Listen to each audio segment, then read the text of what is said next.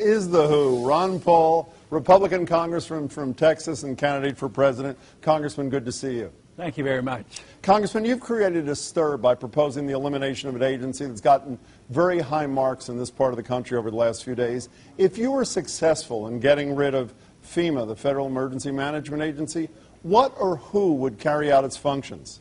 Well, the states would. You know, your state guards would be within the states, and they wouldn't have to go out looking for more help. Since the helicopters from Vermont are over in Iraq, that would be one thing that we could help. We'd have the troops here at home that could help on recovery. But, you know, not high on my agenda is getting rid of FEMA. It's just that it's only been around a short period of time, and it's developed a very bad reputation.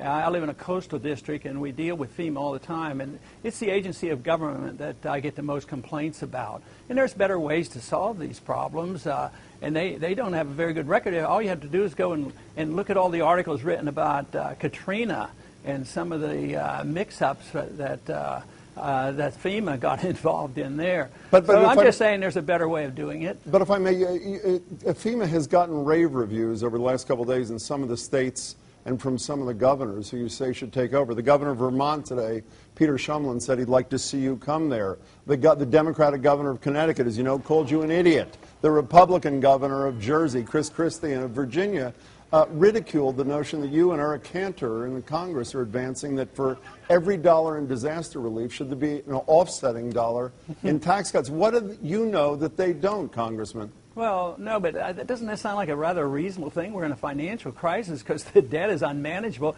Nobody will even raise the debt limit. So why isn't it reasonable to say that, you know, if you need it, I'm all for that. Matter of fact, even back, you know, when the hurricanes hit in Katrina and in Texas there, in New Orleans and Texas, I proposed that very thing. Save a couple $1 billion from overseas, put half of it to the deficit and put the other half toward taking care of the problems we have. When people talk like this and dismiss the deficit as not a problem, I've heard those governors say, get the aid here. You know, what they want to do is they want to pass the buck. That's why they like the federal government. That means if anything fails, it's not the governor's fault, no local fault. It's always the federal government. Go after the president. You know, if it doesn't work, it's the president's fault. But it's even fiscally conservative Republicans who've chimed in. Let's go back. You said, let's bring it home. You mentioned your district, Galveston, a coastal community is in your district. Totally true to your beliefs. When Hurricane Ike hit, I guess in what, 2008, you voted against a multi-billion-dollar appropriation for federal disaster relief. Despite that, hundreds of millions of federal dollars came in your district. What, 100-some million paid for a wastewater treatment plant. So didn't your constituents benefit with funding despite your opposition to it? Well, some people think short-term and in front of their nose in the next election. And I think when they take your money, you should try to get some of your money back. But I'm trying to reform the system so it's more efficient. But overall, FEMA's broke. They're $20 billion in debt. So for anybody to say, you know, these governments say, well, we don't want to raise the money. We're not responsible. The federal government is. Who's the federal government? It's the taxpayers. So put them into $10 billion more debt. Eventually that all ends. I'm trying to prevent this catastrophic financial crisis that's on our doorstep. It's hardly even gotten started yet. It's going to get much worse because nobody really cares about the deficit. If they did in Washington, they wouldn't allow it to happen. And you get somebody like Eric Cantor who gets up and he says, you know, maybe we ought to pay for this. Then the media comes down hard on him. All he's trying to do is act responsibly. Well, let's talk to me, that's common sense. Let's talk about paying for things if we can. The president's going to give a job speech next Thursday, assuming the National Football League doesn't say no. But putting that aside for a second, I'm assuming he will yet again call for an end to the Bush tax cuts for the wealthy and say, let's use that money for investment in infrastructure and deficit reduction. The vast majority of the American people support raising tax cuts on the raising taxes on the wealthy. Aren't you out of step with mainstream America on that pretty critical issue? If I'd be out of step, you know, my numbers wouldn't be going up and I wouldn't have gotten reelected so often with growing numbers. But I would say the better way to do this, rather than destroying the economy by raising taxes on the people who produce jobs, is quit these wars. Bring the troops home. Let them spend their money here. Let's have a real stimulus package. We're up to our ears in debt, trillions and trillions of dollars, and no end in sight for these wars. Then we could take care of our people. Matter of fact, I even proposed on many of these programs that I don't fully endorse because technically they're not permissible under the Constitution, but taking care of sick people, the elderly, and the children, I have nothing against that if you cut the spending. But to raise taxes on the rich and chase more capital overseas, that's one of our basic problems with the economy right now. $1.5 trillion of capital sits overseas because there's no incentive to come home here because of all the regulations that are bearing down on them. You have to change that or you're not going to get any jobs. That's what my argument is. Congressman, I could not agree with you more on the wars, but let's talk about some people who don't agree. I think most people agree with you that you're the founding father of the Tea Party movement. You support small government across the board.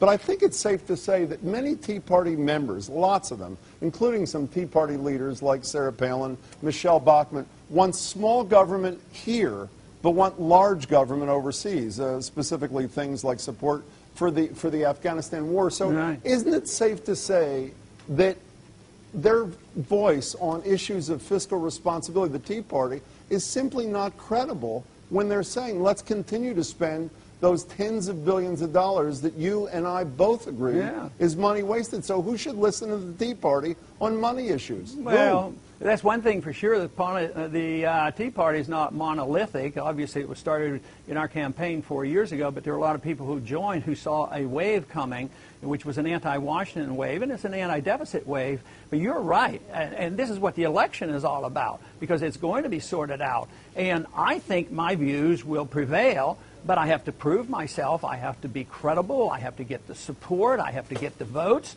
If I don't, then I say, well, you know, the people want the wars, and they want to run up debt, and they want to keep having all these programs, and then it's all going to end because of the financial crisis. When the dollar quits functioning, the troops will come home. Just like the Soviet system collapsed, the empires do not last when they're overextended, and we're overextended, and nobody wants to admit it. This country is bankrupt, so when you're bankrupt and you're facing this crisis, you have to admit it, and you have to change your ways. And that's all I'm asking for, is to change our ways and solve these problems, and we can do it in a transitional fashion if we wise up and do it gracefully rather than waiting for a collapse. Let's talk about consistency and credibility, and you raised the concept a minute ago. I'm a big government kind of guy, but I have a lot of respect for you and a lot of your libertarian views, particularly around foreign policy. But can you explain to me how someone like you, who believes government should stay out of our lives, also believes government should be able to tell a woman that she should have a child that she doesn't want? I don't understand how those two things fit together. Well, the libertarian principle is you're not allowed to use aggression against a person. And I'm an OB doctor, and that person, to me it was a person because I had legal responsibility for it. You know, a woman that's carrying a baby that's 3, 4, 5, 6 pounds, if I do anything to it, I get sued. And if you're in an accident and you are involved and that baby is killed, you have a big problem on your hand. This is a serious legal matter. So I would say that it isn't a question of the woman and protecting her privacy as much as whether or not you can see a 2 or 3 or 4 or 5 pound baby that has not yet been born deserves legal rights. But isn't there a down on the side of saying that it's a legal person, it's a human being, and it deserves to live. But your position goes beyond both I guess the philosophical and pragmatic. As a former OBGYN, you see this as a constitutional issue, do you not? No, I've never brought up the Constitution. It's the pro-abortion people that always bring it up, and they introduce this idea of privacy. No, constitutionally I bring it up only in the fact that I say the federal government shouldn't be in it. I don't believe in a federal abortion police. You know, I don't want to have them have anything to do with it because I know how difficult it is. And although I think those who believe in abortion have to deal with an 8-pound baby 1 minute before birth, which they refuse to, because right before birth, the mother's body is still precious and you should protect it. But they want to think on the other end. Because there's so many difficult positions on that, I think it should be local. Different states have different viewpoints, and I don't have a monolithic approach, and I don't talk about murder, and I don't talk about putting people in prison. I talk about respect for life. If you do not have respect for life, how can you have respect for liberty? I am the greatest defender of liberty, but I can't see how I can justify all this defense of liberty if I don't defend life. Well, but very quickly, Ken, you said you didn't want a federal abortion police. Then I believe, why did you vote for a ban on partial birth abortion on the federal level if you want it left to the states? I don't understand that. Because it was already nationalized by the courts, so I was trying to balance out the nationalization by the courts. They made it a national permission. I wanted to cancel out the national permission and legalization by the courts. Two final questions, if I can, just to finish up. You have a big debate, obviously, next Wednesday night at the Ronald Reagan Library. Correct me if I'm wrong. When you go there and you shake the hand of Governor Rick Perry, is it true that that will be the first time you've ever met the governor of your state for the last 10 years?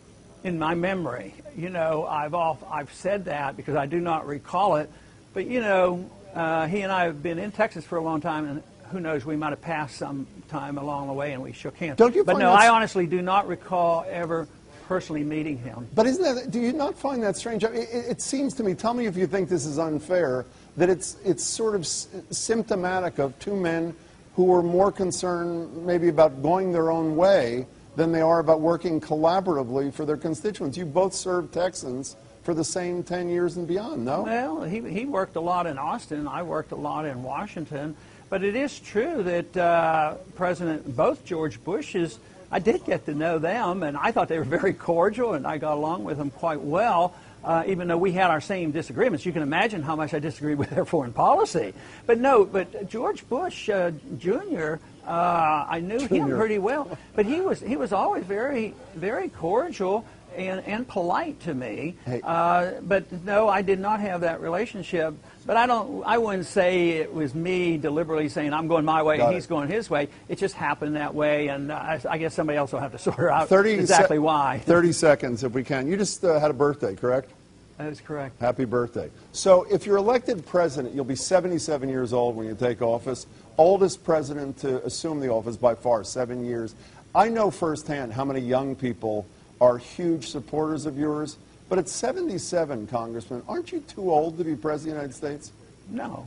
Matter of fact, I'm only 76. I know, but you won't be president until you're 76. I think people like you who do this, you should be careful about practicing age discrimination. You know, that's against the law, you know. It is. So be careful. No, you know what I do? You know what my answer is? Why do I appeal to the young people? Because I have young ideas. Freedom is a young idea. Why do the other ones have old-fashioned ideas? They want totalitarianism. They want power in government. So I am the youngest candidate with the youngest idea. And besides, tomorrow, to prove it, I'm having a bicycle ride, and you're welcome to come. And I've challenged any of my opponents to come to Houston at noontime when the temperature is 100 and the humidity is 100, and I'll ride 20 miles with them.